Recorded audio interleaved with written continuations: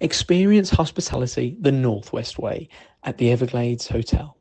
Located on the banks of the River Foyle, the Everglades Hotel is just minutes from the centre of Derry, Londonderry, with free on-site guest car parking.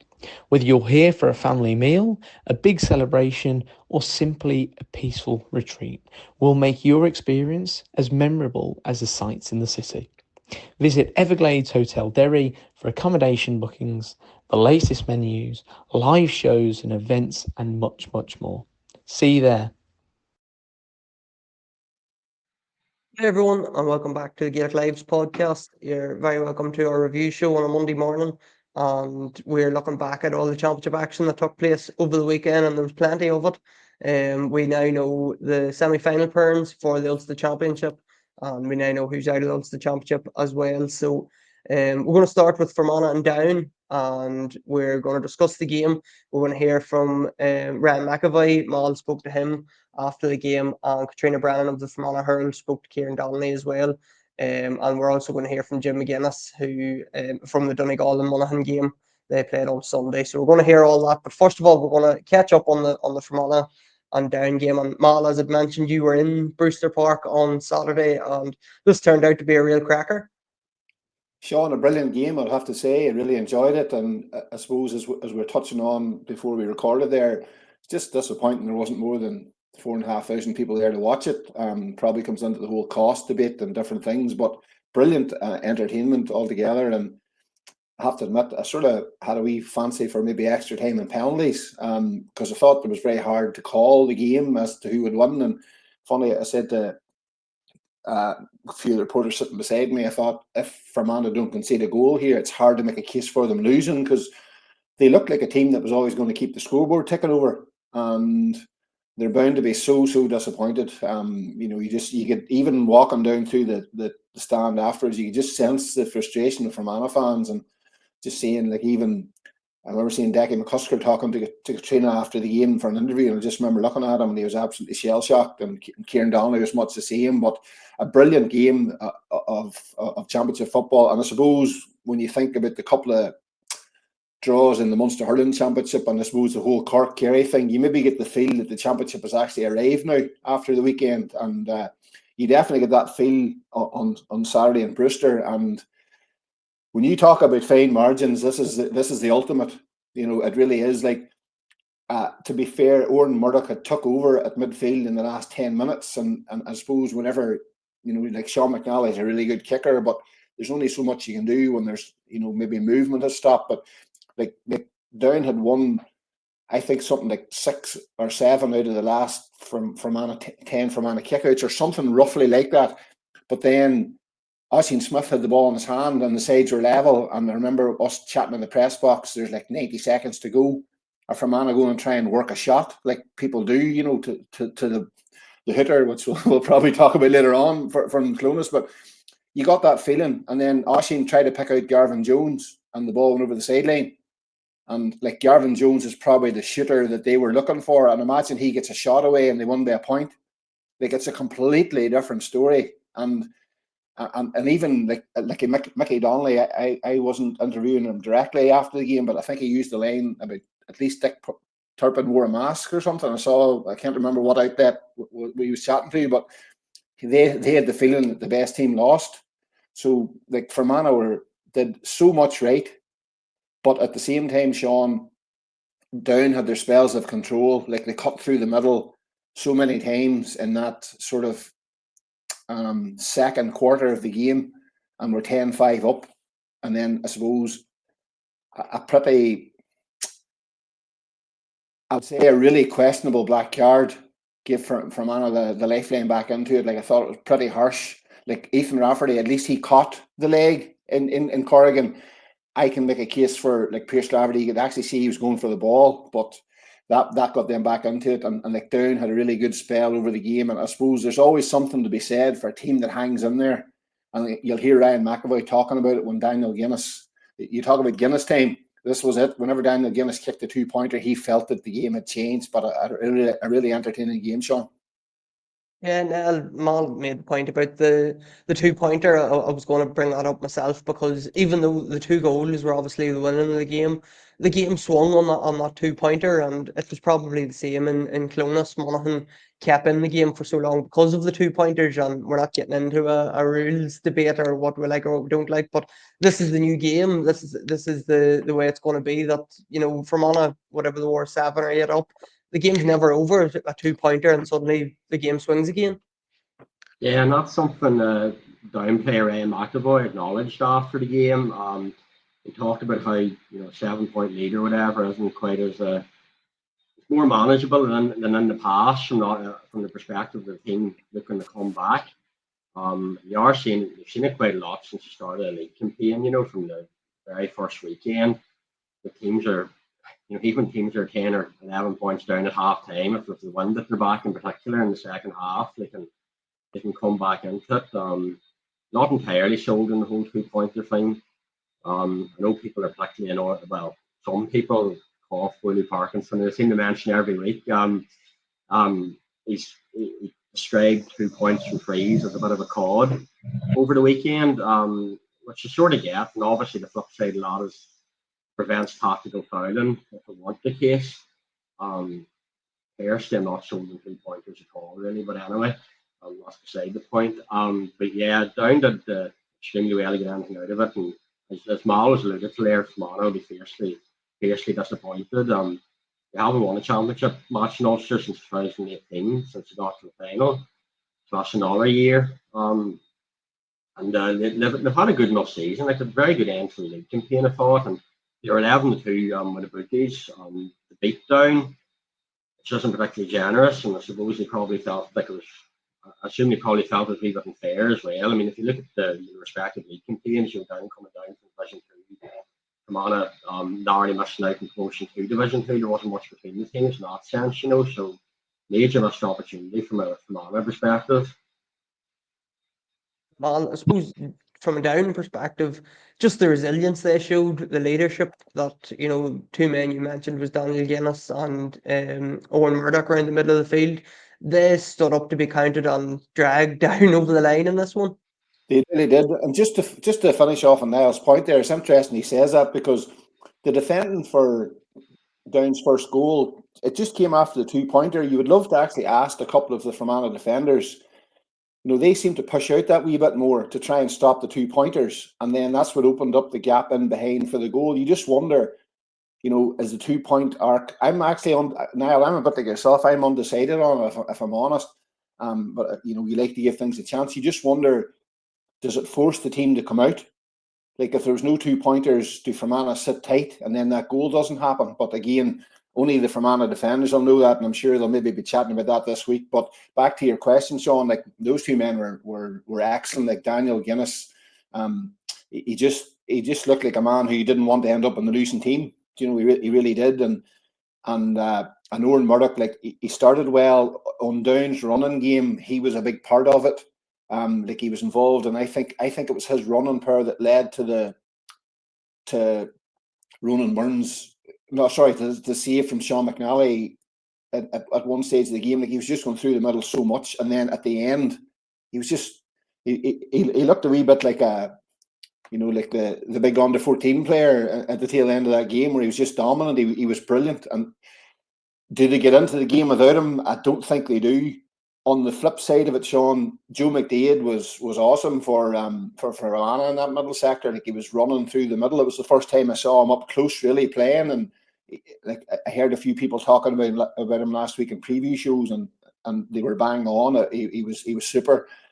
And as were the Colms in defence. They looked like 2 men that you would just cross the road if you met them coming in along you. They're just fearful looking. So they were very strong at the back for Fermanagh. And to be fair, Oisin Smith defended really well, which was unfortunate the way, he was in Pat Havering a couple of times during the game. I noticed, I'm not sure if they rotated it, but it's nearly unfair. It ended up he was the person who had give up the last turnover. But you touched on the 2 men, Sean. They were biggies, but Ronan Burns was, I think he's the under 20 keeper, and to make those saves on your championship debut, it's sort of stuff of dreams, really. and he was front and centre for all the selfies and pats in the back after the game, and rightly so. Like Mickey Donnelly and Ryan McEvoy both touched on him when they were chatting after the game. They thought he was just super. And Mickey actually gave a good shout out to the goalkeeping coach, Thomas Mallon. He must have done a lot of work with Ronan, because at 19 years of age, unless you knew that, you would have no idea. He just had a really, really brilliant championship debut, and probably down have chopped and changed with keepers a wee bit there. So maybe this is the man that's going to be the long-term plan for them. Now, just before we move on, I suppose Fermanagh now, they have a couple of weeks out till the Tailteann Cup starts. They're probably in the same boat as, we talked about Antrim last week, the Cork at the weekend there, that they've put in this massive performance. Unlucky to come out the wrong side of it, same with Cork at the weekend. But it's about pushing on now, and like Antrim, they need to carry that form into the Tailteann Cup for just to not have made that first round performance. It needs to mean something. Yeah, it's just a matter, exactly. It's a matter of hitting the reset button, but at the same time taking confidence from their performance. And I remember last year, obviously lost their second Ulster final running and penalties. You're thinking at that stage, well, they're not going to make too much of a shape of things, because they'll be so disappointed after that. But after they won All Ireland, the players came out and spoke about the conversations they were having in house after the Ulster final loss, in terms of, well, if they're nothing to lose now, you may as well go out and give it a bit of a crack. And there's one more big trophy on offer, Sam Maguire, and obviously Sam Maguire isn't an offer for Fermanagh, but there's a chance now, still a chance of winning national silverware. And realistically, Fermanagh were never going to win Ulster. It just would have been a great lift to the county if they had won the first Ulster Championship match in 7 years. But I think when it does settle, you won't be too disheartened. It will take a lot more positives from that game from negatives, So I think morale in the camp will actually be pretty high despite losing in disappointing circumstances. Yeah, I think that is the big thing for them. That they'll just have to carry that form into the Tailteann Cup. So, as I mentioned, Mon spoke to Ryan McEvoy after the game, and Katrina Brennan from the Fermanagh Herald spoke to Kieran Donnelly. So we're going to hear those two interviews now. I'm going to hear a word from our sponsors as well, and we'll be back in part 2 to discuss Donegal and Monaghan. Ryan, how do you even try and write that script? 7 points down, and you're in the hat. I don't know. It's a damn good question. Just delighted to get that 7 points back and get over the line to put ourselves in semi-final contention next weekend. At one stage, you and Sean McNally went for a ball. None of you pushed reverse. No, there's two of us. Both of you could have been taken off, but you ended up scoring the winning goal. So I'm delighted that I stayed on after this hefty challenge, but delighted to get the goal to finish off the game there. Just delighted to be through the next round. Daniel Guinness got the 2-pointer, then he got the goal. It was maybe the biggest score of the lot. Obviously yours won it, but what went through your head when he hit the net? Whenever he hit the 2-pointer, I knew it was on. Knew we were coming back. We started to get the grips on our own kickouts, their kickouts, break ball, and just knew that we were going to come good. We were cutting through them a couple of times there. Just maybe a couple of final shots let us down, but look, we got over the line, and we know we have a lot of work to do for whoever it may be, Donegal or Monaghan next week. But look, we'll worry about that on Tuesday night or wherever we're back out in the pitch. Such a dramatic game, Ryan. You were 10-5 up, then you lost a man to a black card, and then I think there was 2 in it, and John McGill got a score before half time that maybe was as big a score as any. It just goes to show you that losing a man, either it's black or red, that it has a massive impact on a team, because now that they tweak the rules where you can't leave 2 up, you can't, that you're always a man less than that in your own half. It's tough now, but look, the score just on the whistle at half time settled us, getting in there, we were comfortable, and then they came out and they really went at us now. They did, to be fair to them, but look, again, just delighted to finish the job, get over the line, and see who we get next week now. Whatever you say about them coming at you, Roland Burns is behind us here. He's getting loads of pats in the back. I think he made four. I think he made 4 saves during that game. 4 one-on-one goal chances. The one after half time. Magic, that man. For all the age, that young fella, what he's done for this team has been unbelievable, and we're absolutely delighted to have him in, and great young fella. And finally, I know you're only in the semi-final and you're waiting to see what comes up tomorrow, but what does a performance like that do for your team? Like you say, Ronan made the saves. You needed 2 goals to win it. You needed to have character to win it. What does that do for the group? Seeing when the goal went in, the crowd go mad, everybody celebrating and trying to get each other focused again. It just shows the togetherness of this squad. We're as tight-knit a bunch as you'll ever see.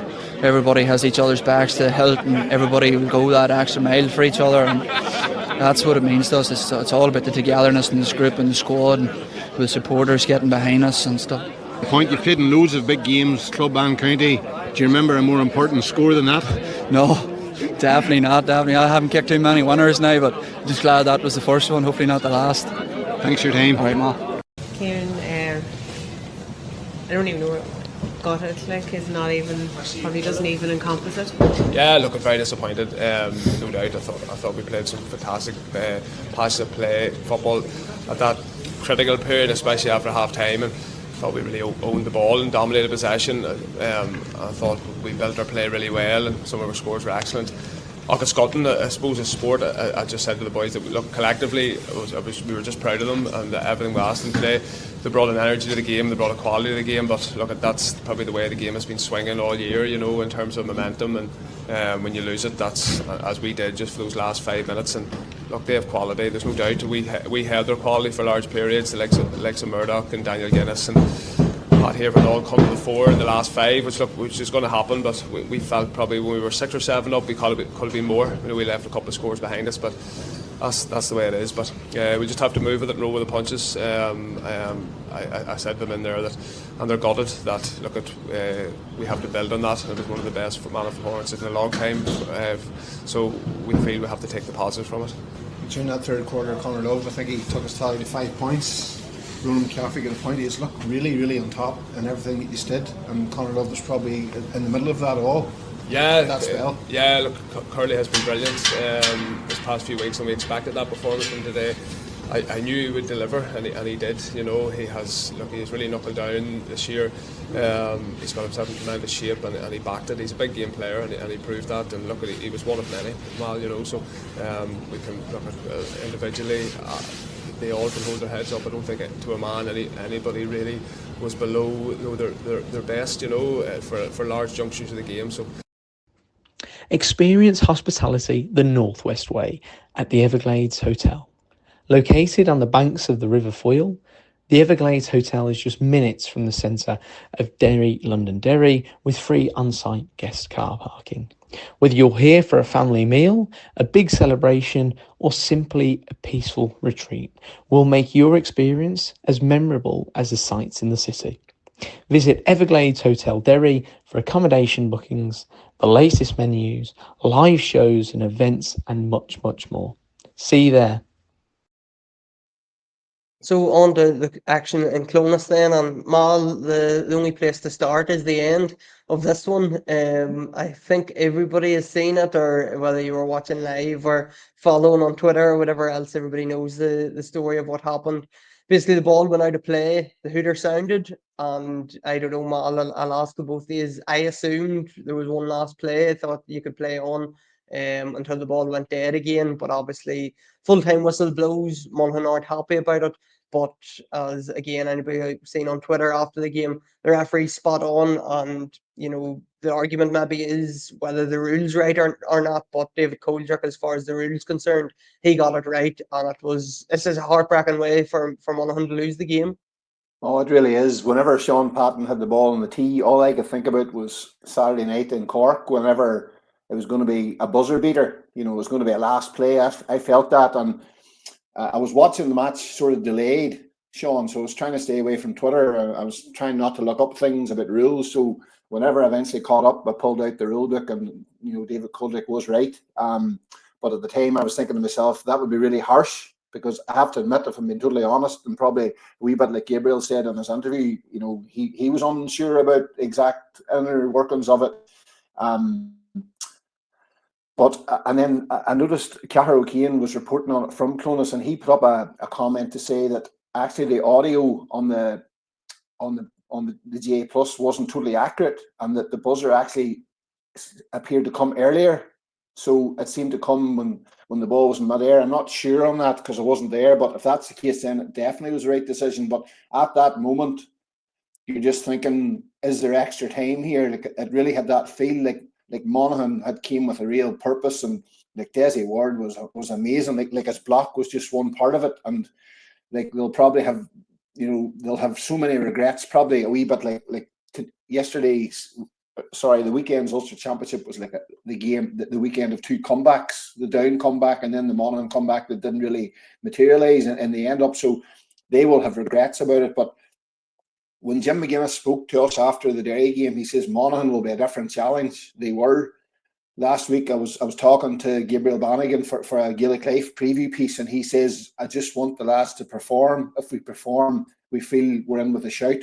And that's exactly the way it panned out. But unfortunately for them, it was just too late. And and I suppose your point about the rules, it just leaves it very, very frustrating, because that was probably an example of people not being fully aware of what the rules were. And then the game is absolutely in the melting pot, and like all you hear commentators saying all eyes are on Sean Patton, all eyes are on the referee. You really are. If you're a Monaghan supporter, you're looking at the ref and you're saying, please give us 5 more minutes here, or give us 30 more seconds here. And that's the way it panned out. So really, really dramatic finish to the game. There's no other way of saying it. I think, Niall, if that was the situation last year or under the old rules, there's no way the referee's blowing that whistle at that stage, and Monaghan do get their last chance. It's worth mentioning they did have a chance. They actually kicked away before that. Desi Ward hit a 2-pointer just before that, got a chance to level it and just missed it, put it wide. But that's the thing with the new rules, and it's a bit like we said about the 2-pointers in part 1, that we're just going to have to get used to this, that, there is going to be these wee question marks hanging over these rules, and until you see them actually live in the game, that's the only way we're going to learn. Yeah, personally, I find it a little bit underwhelming at times when games end now. I know I was giving off a wee bit about the 2-pointers earlier, and on the whole, I'm in favour of most of the new rules, but I think at Congress, the Hooter got the least support out of any of the quote-unquote enhancements. It still passed fairly well, but I do think it takes something out of it. It used to be really exciting when teams were searching an equaliser, and that's been taken away from it a bit. And I don't like teams taking the ball out the touch either and things like that, so not a big fan, to be honest with you, Sean. Yeah, I don't know if I like the ball being kicked out over the sideline to end the game, but we're not going to change it this morning on today's show. But Mal, I suppose I thought at half time, like yourself, I was watching it on GA Plus. I thought Monaghan were sort of been written off at half time. I was going, no, they're 6 points down and there's a lot of football. They have the wind in the second half. Like I would have given Monaghan a massive chance going into that second half. And you mentioned Desi Ward kicking 2-pointers, Jack McCarron kicking 2-pointers, but I suppose Monaghan's fight back, they were maybe just missing that wee bit of a wee bit of luck, or maybe if they could have got a goal chance. I know it was a Conor McCarthy getting at one stage, but you just always felt that Donegal were always ahead, and they were always going to keep Monaghan at arm's length. I suppose Donegal were just, as the saying goes, they were what it says on the tin. They're efficient. They rarely kick wides. They rarely make mistakes, and so you're thinking to yourself, they're always going to get enough scores. But like with the breeze, you're probably like Rory Beggan was Monaghan's top scorer, and he only scored from a 45 yesterday. And like Donegal seemed to put a lot of emphasis on him around the outside of the D, nearly more so, so like you definitely did feel that. I felt they were being written off. I felt it was a 50-50 enough game, if I'm honest. And then also whenever Kieran McGonigal was ruled out, I sort of feared for Donegal, because I didn't feel they had anybody like him to play in that central area. And when he was missing against Derry for that time he was off, Derry had got the goal, and he just puts out so many fires, so he was missing. So I thought, how are Donegal going to manage this without him? But they were able to close off Rory Beggan, and nearly they left Gary Mohan free a couple of times out on that stand side. They nearly were comfortable for Gary Mohan, and maybe they felt that wasn't his strong shooting side. So Monaghan definitely were well in the game, but I suppose Patton was just so. I think he made. I didn't do any kick-out stats because I was watching TV, but I don't remember him kicking away too many kick-outs. So he was always giving him that platform as well. But keeping Rory Beggan sort of it's a wild thing to say, but whenever you're trying to curb the goalkeeper of the other team, it tells you a lot about where it's at. But they were nearly able to stop him to a certain extent. And they ended up, what looked like to me, they ended up trying to run the ball in the dark, to the alleys, maybe carrying the ball into 2 or 3 tackles, whereas Donegal were always able to, they played that game of hot potato. You got the ball, you get rid of it, you go, you take a return. So they were able to do that. And but all that said, Monaghan were bang on back in it, Sean, like with 10 minutes to go, and then they're at home and they're bound to have sensed it. They're bound to sense the upsets there. But we talk about the impact of the bench so many times on here. Like Jamie Brennan came on and he kicked 2 points. It was the difference on the scoreboard. It was maybe the difference territorially because, for all Monaghan's play, then he still tags on the point. And then it means then they're able to press in on the kick out again and try and get the ball back. So Monaghan will have they're bound to regret it today. Their first half performance, they're bound to, because it's always frustrating whenever you wake up the next week and you're thinking, what if? So, but from Donegal's point of view, like some people said, Donegal's performance wasn't great.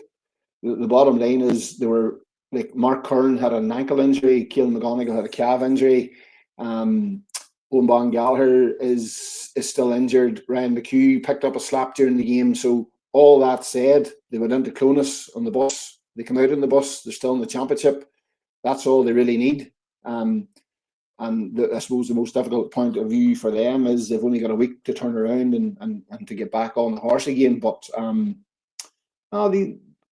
they're in a decent situation. But I think the boys out in the West, I think the Galway men put their hands up in terms of a Sam Maguire contender yesterday as well. So we're going to have a lot of interesting weekends ahead, Sean. But I think Donegal are going to be in that conversation.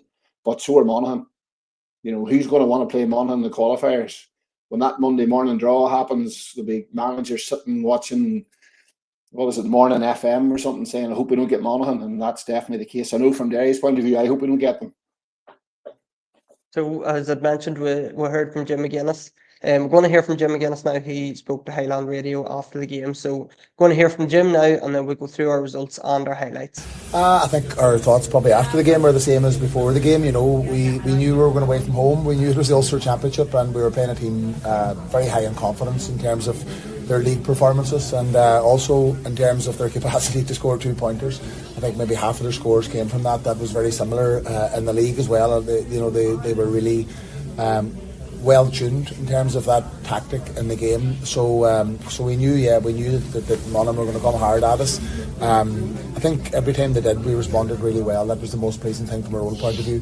And some really big performances there as well. I think Sean got them away. With crucial moments as well for us. I think Finbar had a massive game there, cornerback for a young lad. Kieran Thompson in the middle. Michael Langan, a lot of them maybe kicked 4 or 5 points there. But listen.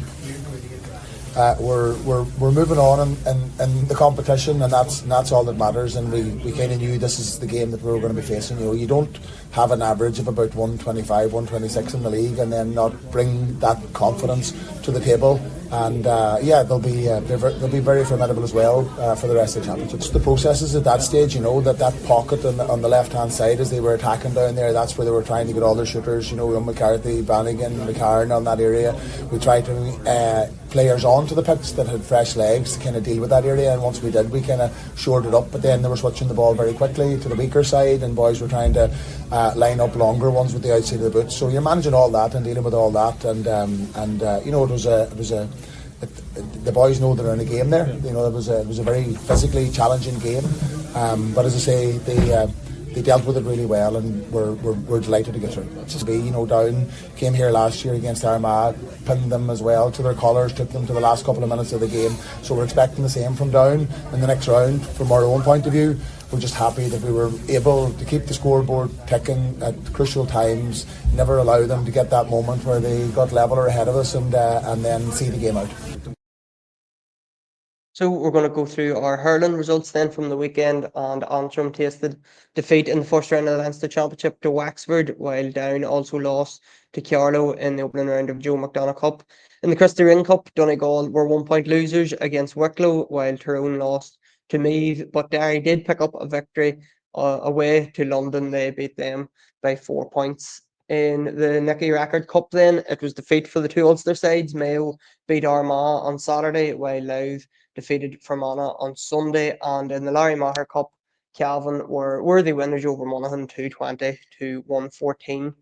The Ulster Minor Championship then at the weekend, Armagh got off to winning ways. They beat Antrim 2-9 to 0-10. Tyrone defeated Fermanagh 2-19 to 0-3.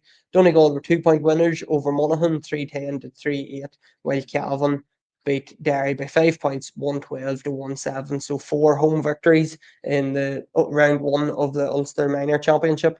On our highlights of the week then, and we'll start with the player of the week. And Niall, I'll come to you because you and Mal have picked the same player. You went with Kieran Thompson from Donegal.